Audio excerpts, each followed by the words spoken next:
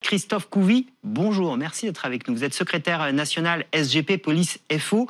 Elle est d'une ampleur exceptionnelle, cette enquête qui a été menée ces 3 semaines d'enquête pour découvrir, mettre à jour ce restaurant clandestin.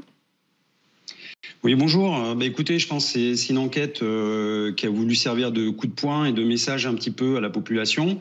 Actuellement, vous voyez, c'est marrant, je fais le rapprochement entre la prohibition dans les années 20, il y a 100 ans, et maintenant. C'est presque jour pour jour, il y a un siècle.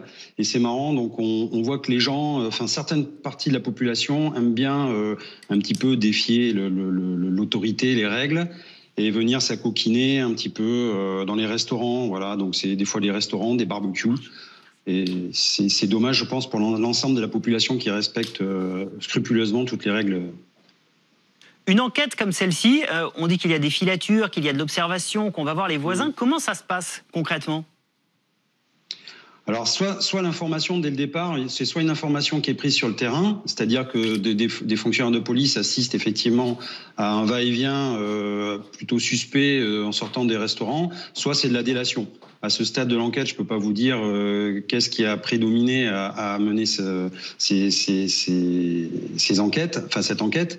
N'empêche que, voilà, après c'est normal, on monte un dossier, on regarde si effectivement on vérifie bien que le restaurant est ouvert et on récolte des preuves pour pouvoir les donner à la justice. Et après, la justice rendra en son âme et conscience le verdict.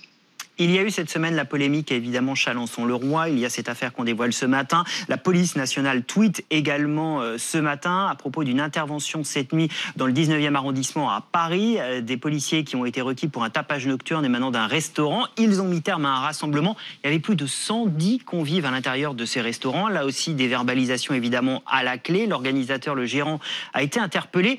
Est-ce que vous avez une idée aujourd'hui de l'ampleur de ce phénomène? Est-ce que c'est anecdotique ou est-ce que c'est un peu plus qu'anecdotique? Alors écoutez, encore une fois, on manque de recul. Je sais que depuis quelques temps, ça fait 5 mois, on a à peu près plus de 1000 verbalisations sur les restaurants dits clandestins. Après, encore une fois, je pense que l'immense majorité des restaurateurs jouent le jeu, de la population aussi. On ne peut pas empêcher certaines personnes en manque d'adrénaline. On a l'impression de transgresser des règles, de se réunir, de s'acoquiner, et de s'encanailler. Bon, ça, c'est hélas, encore une fois, je pense que c'est juste la surface de l'eau. L'ensemble de la population française joue le jeu et il faut...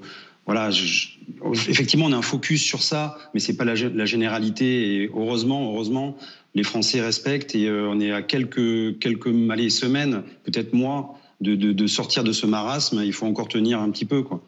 Et vous avez raison de rappeler qu'il ne faut pas que ces quelques pratiques viennent entacher les efforts de tous les Français. Merci beaucoup d'avoir été avec nous ce matin en direct dans le live BFM. Retrouvez toute notre actualité sur videopolice.com, la chaîne YouTube d'Unité SGP Police.